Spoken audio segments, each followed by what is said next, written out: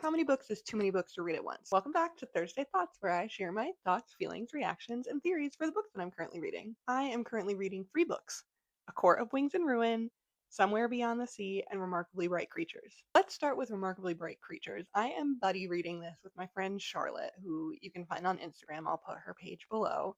Um, and I'm just having such a fun time doing a buddy read. This is my first time actually doing a buddy read, and it's really great. I'm loving our little conversations. The book, so I'm doing the audiobook, and it's very well narrated. I love a dual narrator. I'm a big fan of more than one narrator in a book. As a hard of hearing person, audiobooks kind of hit a little differently for me. Like, it can be really hit and miss with the narrators.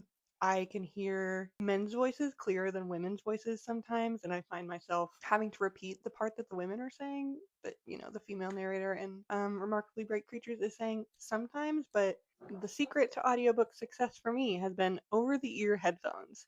And these ones in particular, this center part where it goes over your ear is large enough that it covers both my ear and my hearing aids without rubbing against my hearing aids. And so I'm able to benefit from my hearing aids while also using the headphones. So these are great, super cheap off Amazon, but this is making the audiobook a lot better for me. So anyway, the book.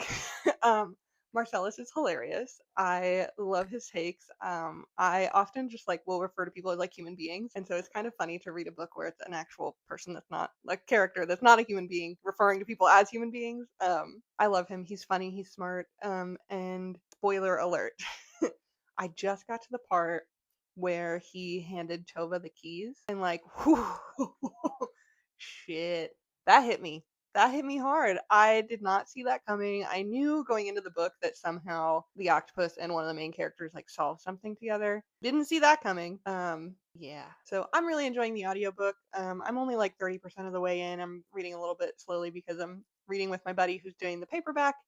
Um, but so far, highly recommend this book.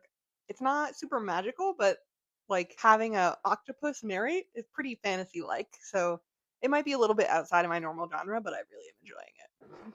Another book that I'm reading is Somewhere Beyond the Sea. I'm also doing the audiobook for that one, and particularly that one has some voices, some characters that have some really distinct voices. And so I do find myself having to repeat some of them. Ironically, I have a little bit of a lisp, and there's a couple characters that have a lisp, and it's very pronounced, and I don't hear it in myself, but I kind of have to rewind to understand what they say sometimes, which is pretty funny. I find it funny at least. But anyway, I'm really enjoying the book, and one of the things that I love the most about it is that it's just really loud about what it's doing, right?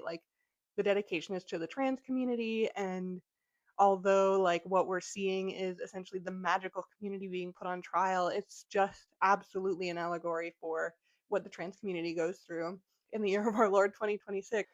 I just admire TJ Klune for fully committing to supporting the trans community, and I love everything about that. And yeah, the characters in the book, I really love all of them. The new character I'm still getting used to. It's always hard when you go through a book and you have this little found family and you love them, and then you go to the next book and there's a new character.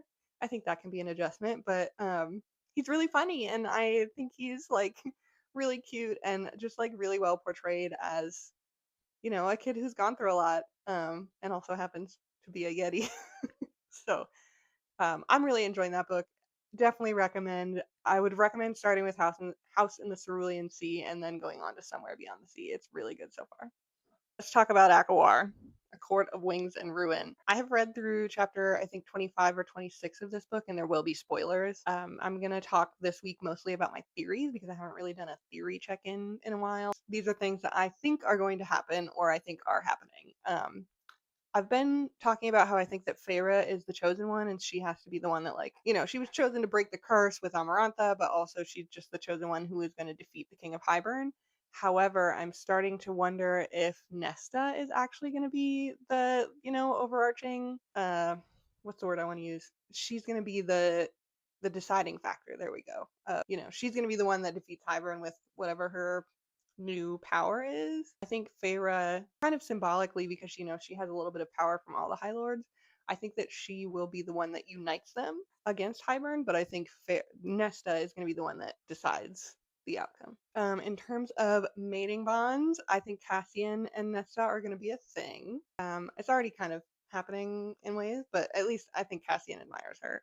And so I think that's going to happen. And then I think that Lucian and Elaine are going to be an example of what happens when a mating bond is rejected. I think that's something that I want to see explored in this world. Like, I want to know more about how that works. And so I'm hoping that that's how that is. I mean, we got kind of like a buffer or a little bit of a download about it from Rysand, but I want to see it in action. That is me being a fantasy nerd. I want to see a mating bond get rejected in action. Sorry, Lucian and Elaine. Another mating bond I'm speculating about is Nesta and Amren. If Cassian and Nesta don't end up being a thing, I would be interested in seeing that. I do not have good feelings about this meeting with the High Lords. I just something in my gut is telling me it's gonna go badly. Maybe there will be a second chance, but I don't think having Tamlin and Feyre and and Lucian all in the same space is just I don't think it's gonna end well. I'm looking forward to reading that part, and also I'm hoping to be disappointed by the fact that it does go well. Oh, and part of the reason that I think it's not going to go well is I think that we just saw Care as a character who is sympathetic to Hybern's cause.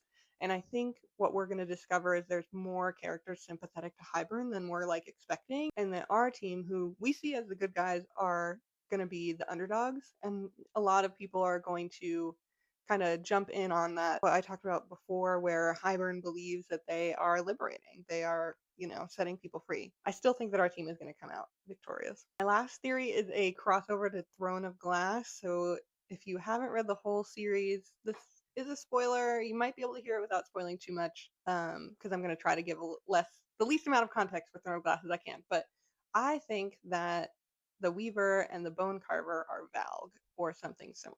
I'm going to leave it at that. But just as a check-in, I'm in this book and I'm really enjoying this. I loved Throne of Glass because I lean more fantastical magical book reading that I like, and I'm just enjoying this story. I'm enjoying the relationships between the characters. I'm enjoying the fantastical elements like the magic, especially in Feyre. I'm really enjoying seeing her explore her magic. And also, I'm really thinking more deeply about what is the message.